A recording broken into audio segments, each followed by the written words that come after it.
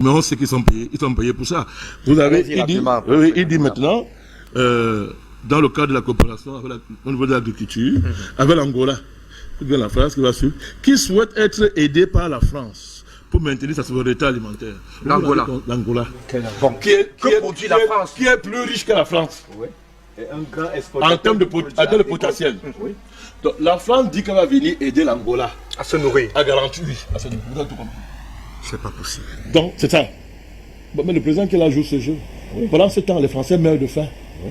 Et d'ailleurs, il y a docteur professeur Mbele qui m'envoie cette image. Il dit plus de 700 jeunes étudiants qui font la queue actuellement pour attendre avoir juste un repas. Étudiants qui attendent à leur tour une distribution alimentaire. Seulement à Paris 13, seulement. Allez lire le rapport, je pense que le comité catholique pour la faim, qui a fait un rapport dernièrement sur l'état de la pauvreté en France. Allez lire ce document. Allez lire ce document. Allez, vous allez vous demander, vous allez comprendre que ce que nous dit ici, on est très informés, très avancés, vous allez comprendre. Et en réalité, ça va aider les Français à comprendre qui est le président, Macron. Mais s'il y a un pays où le niveau d'appauvrissement s'accélère et est inquiétant, c'est justement la France.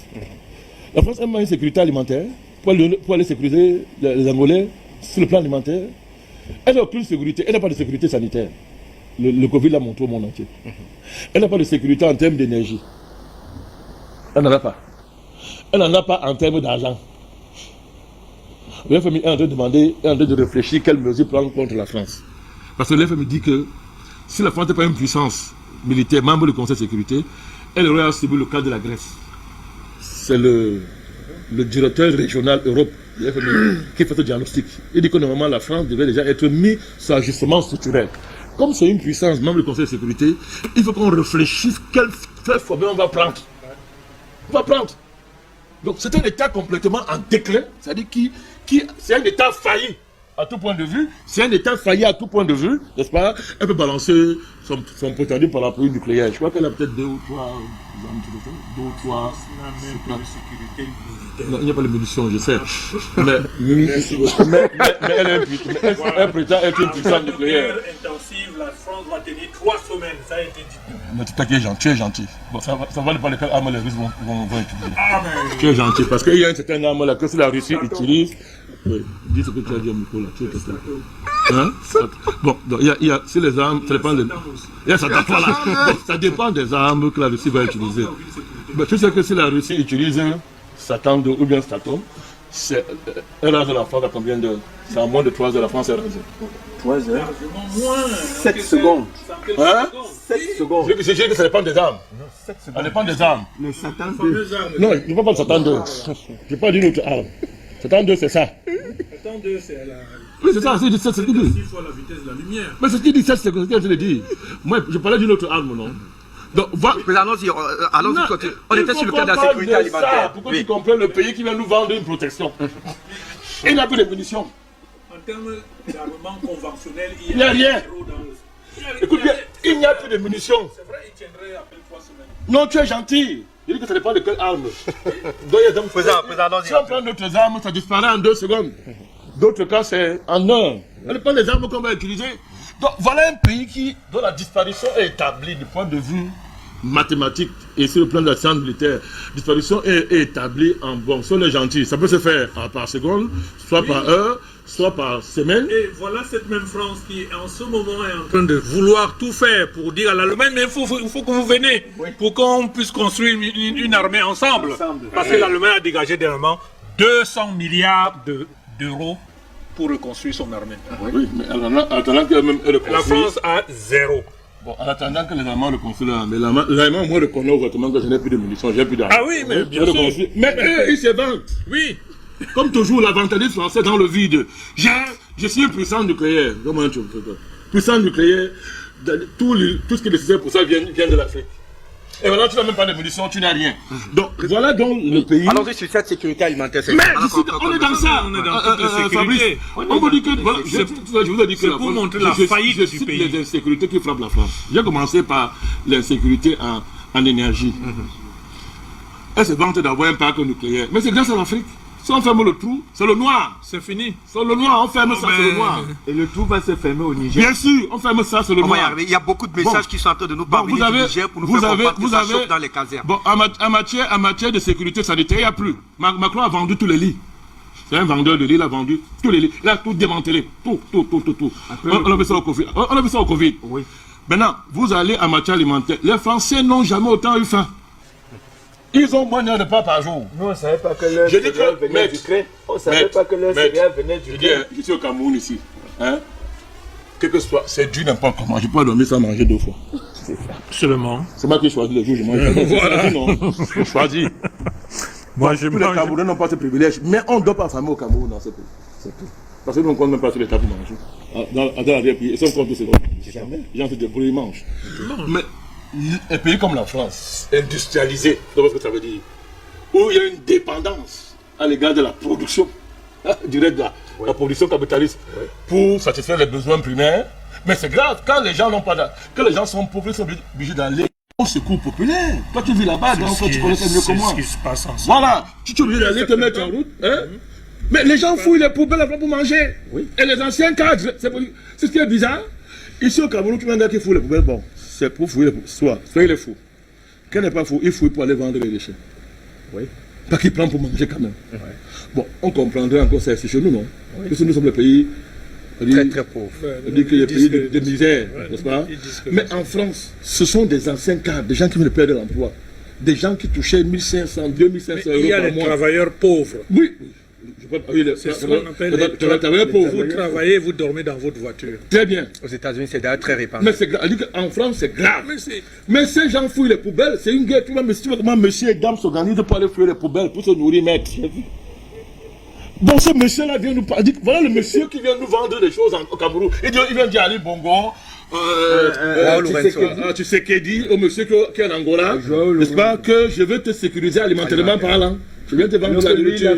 Mais c'est clair qu'on a institutionnalisé le mensonge du côté de la France. Parce que comment vous rassurez un peu comme l'Angola que vous allez lui permettre d'avoir une... Non, pas le président.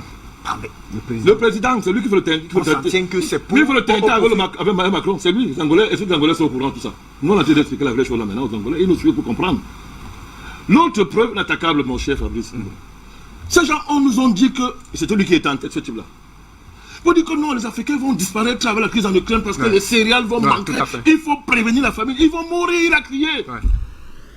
C'est eux qui avaient besoin Plus que le de pape. céréales ukrainiennes. Super de 26 navires qu'on a affrétés. 80 de navires qu'on a affrétés. Combien sont arrivés en Afrique? Je crois que c'est 83, 3 semaines Combien d'arrivée. sont arrivés en Afrique? À peine 3. Le reste, c'était en Europe. Le reste, c'est parti où? En Europe. Et qui a détourné ça? Il n'était pas en tête? C'est Macron? Quelqu'un qui détourne l'aide. Ils étaient même en tête pour détourner les masques pendant la période de Covid. Déjà. Les masques là. Donc ils ont une habitude à détourner même les trucs qui ne produisent pas. Il n'y a pas de masque. Là, c'est un navire là. Ils ont détourné les navires, mon frère. Quelqu'un qui détourne les navires d'aide, et la Russie a dit je donne ça gratuitement. Je mets ça pour l'Africain. Après le cinéma de Macky Sall. Tout à fait. Parce qu'il était dans le complot, Macky Sall. Dans le complot, Macky Sall qui dit il dit pas délai qu'il est un panafricaniste, on ne me comprend pas. Il allait détourner l'aide alimentaire, soi-disant. Le Sénégal a eu droit à rien. Mais Macky Sall s'est arrangé avec son ami Macron pour que les Européens qui ont vraiment faim détournent les navires. Mais quelqu'un qui Personne n'est mort de faim sur le continent africain. Bien sûr, c'était pareil pour le Covid. Alors, le virus du Covid, c'est qu'en Afrique, on ne l'aime pas. Donc, il fuit l'Afrique. Le continent est riche. Le virus Covid, quand il voit l'Afrique, il fuit. Mais il a fui, non? Il fuit. Donc, c'était pareil. Macky Sall et son ami de l'Union européenne, de l'Union africaine. Et Macron voulait nous obliger à nous vacciner, alors que le virus, lui, il nous fuit. Le virus fuit l'Afrique, on veut nous obliger à nous vacciner.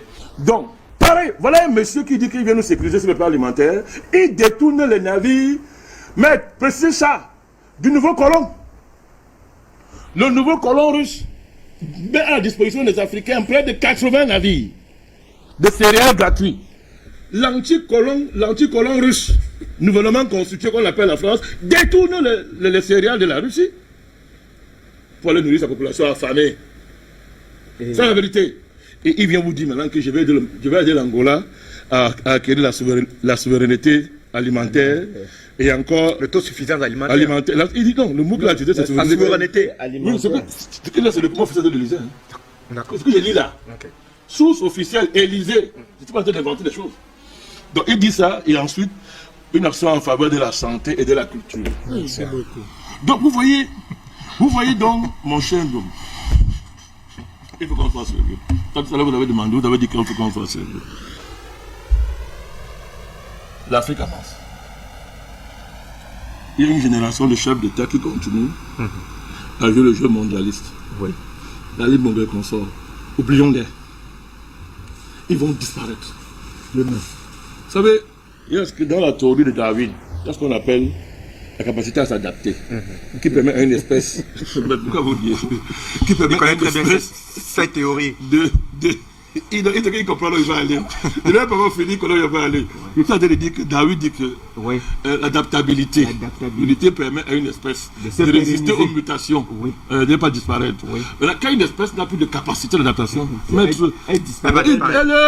Vous voyez ce que je veux dire? Il y a des dirigeants africains qui sont des espèces en voie de disparition. On n'a même pas besoin de les chasser.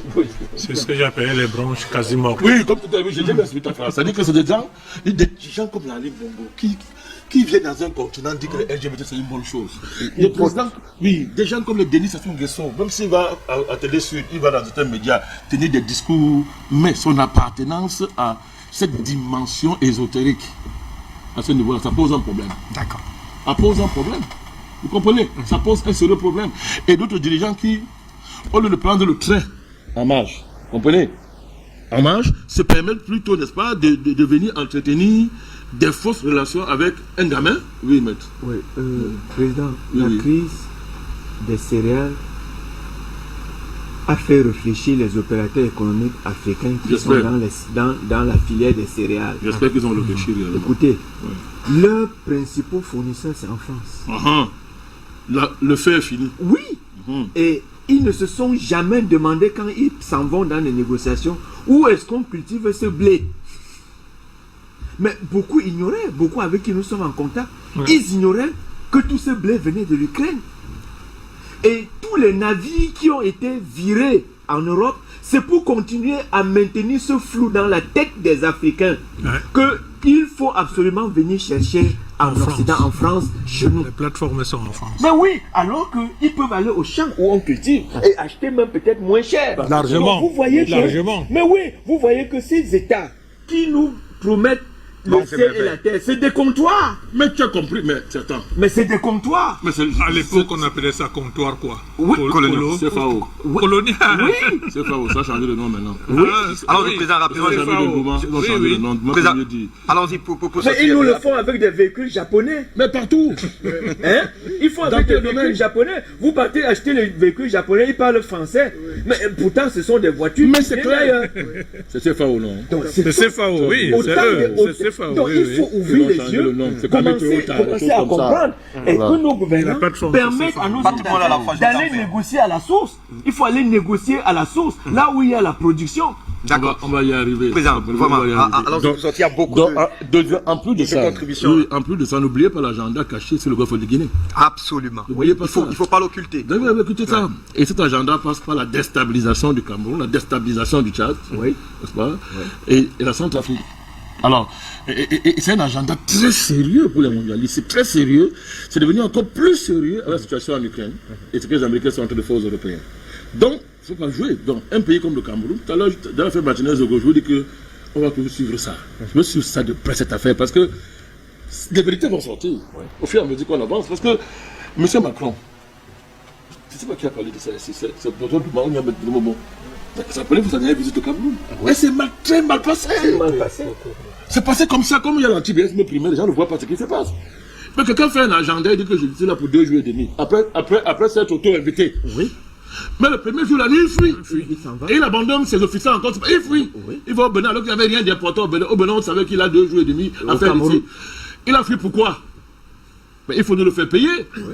Il venait obtenir du doyen des chefs d'État en Afrique la condamnation de la Russie. Entre autres, c'était clair. Il ne l'a pas obtenu. Il est devenu fou en direct. Il est fou. il s'est mis à insulter le pays d'Amérique du Cameroun devant le président camerounais. Ce qui ne se fait jamais en diplomatie. Il était fou. Sa drogue l'a dépassé à ce moment-là, ça s'est réveillé. Il est devenu fou à Mondovision. C'est pas le jeu, il est parti.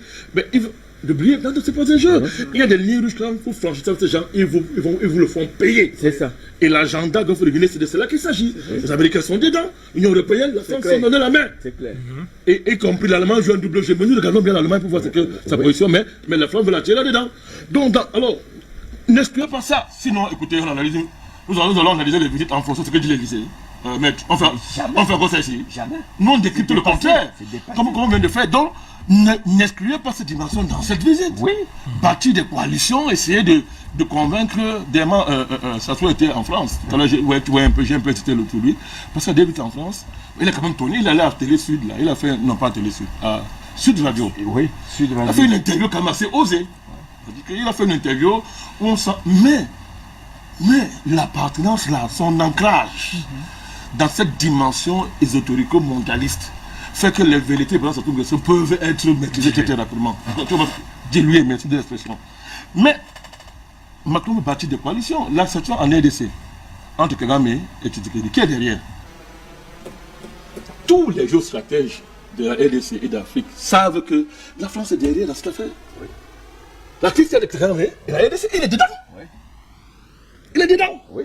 Et il y a l'enjeu centrafricain dedans. Tout à fait. Parce qu'il demande l'accord qui est entre Kagame et Touadéra, qui permet d'avoir près de 4000 militaires rwandais en SCA. Et dans la garde rapprochée de Touadéra, la France, les États-Unis n'ont jamais digéré ça. D'ailleurs, dernièrement, hier ou avant-hier, les Américains ont demandé à Touadéra qu'ils sont prêts à venir former l'armée centrafricaine à l'emplacement de Wagner. Et ils ont une fois de plus accusé Wagner de préparer un coup d'État contre Mohamed Idriss Déby Itno. Même contre le Cameroun ici.